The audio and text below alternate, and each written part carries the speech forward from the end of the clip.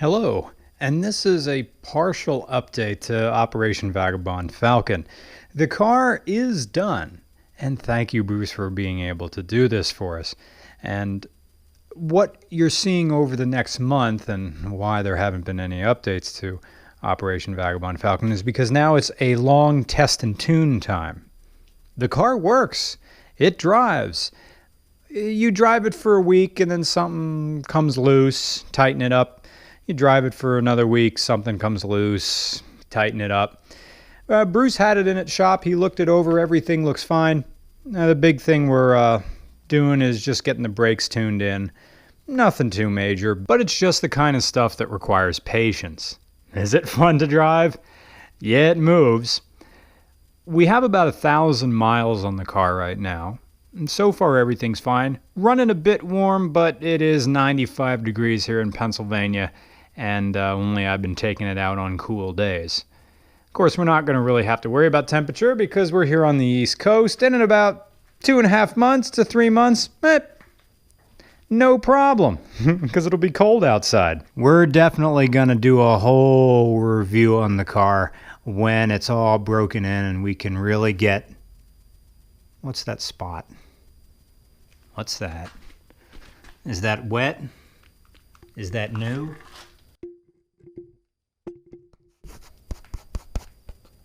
Or was that on the concrete before? It's a good question. This is what you do. What's that noise? It was I think it was Jeff Glucker, or maybe it was Blake Wrong, who said the whole experience of driving classic cars is, oh, what was that noise? Oh, what was that noise? Was that a good noise or a bad noise? And of course, this car makes a lot of noise. But some noises are good and some noises are, ones for concern. Even with the smaller suspension travel, the car still is very comfortable to drive thanks to this very heavily sprung seats. Even with the 373 rear gearing on the back, it still cruises pretty nice on the highway. The highway, it loves the highway. Lots of air, lots of speed. I tell you, Bruce, you're going to hear me say it again and again, but you built one heck of a car. I apologize that it's a little Blair Witching here, but we'll get some more photos of the car outside. I took some people for a ride. Some of you saw there are my running shoes. They're in here. Some of you saw the Instagram feed where I did peel out. I was picking up some through hikers for the Appalachian Trail. I gave them a ride. They liked it. And that's a little piece I'm working on for Road and Track, which you're going to see probably at the end of summer, is called I Picked Up Hitchhikers All Summer Long. And here's what happened. And it's me picking up hitchhikers all summer long. Through hikers, really, for the Appalachian Trail. I got the idea when we were first tuning the car in, saw some thumbs out, knew they were through hikers, and I gave them a lift, and the guy said, whoa, every time we get picked up, we're getting picked up in sketchy old vans and broken down pickup trucks, not something like this. I'm like, that gives me an idea for a story.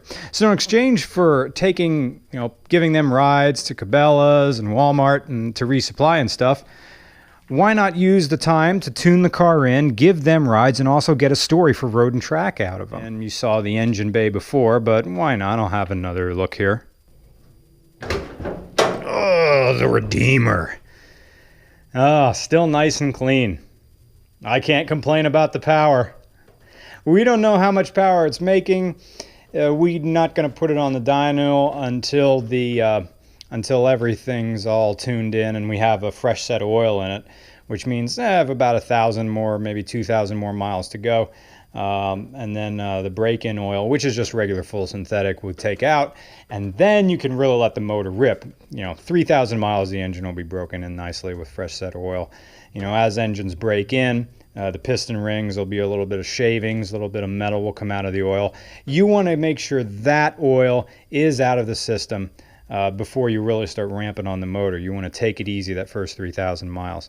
And then we can put it on the dyno and then go full throttle and then see what the motor makes. But Bruce is expecting about 250 horsepower. So if it makes that, wonderful. Heck, Even 200 horsepower is great. I know, right? Everybody in the UK is like, 5-liter engine, you can only make... I can't do a European accent, which is like, right, a European accent, pick what country, right? But everybody's going to say, oh, 5-liter engine, you're only making 200 horsepower. I mean, these engines, when they were new, like a 5-liter in the early 2000s, they were rated at 225, and that's with throttle body fuel injection. Bruce figures since we got rid of all emissions, because again, this car only has to be judged by 1960 standards of emissions, which is what? Nothing. It doesn't have to have emissions. Of course, we're using a catch can, so we don't make a mess. But originally with a... Oh wait, it didn't have throttle body, it had port fuel injection. What am I talking about? But even with port fuel injection, it only was rated about 225 horsepower. So by getting rid of EGR, and even with the Edelbrock, it may flow a little bit nicer, and we have those full tip roller rockers, we have the shorty headers, we don't have a catalytic converter on here, we don't have resonators on here. So Bruce thinking, probably around 250. As far as noise goes, and the sound the engine makes, it makes a nice gurgle in the back. Now, even though I don't plan to drive in it, there's no harm in starting it up right now.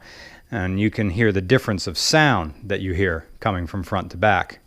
And the exhaust that we have going on is a Walker Quiet Flow. It's only one muffler coming down into a Y-pipe. There she is. Walker Quiet Flow 3-stage muffler. It's nice and quiet inside the car, but you let it get a little bit of a gurgle out the back.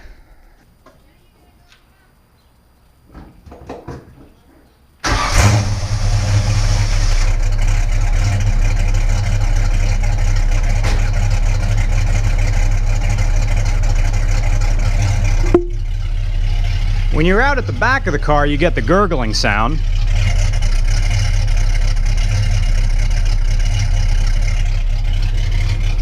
But when you're on the front of the car,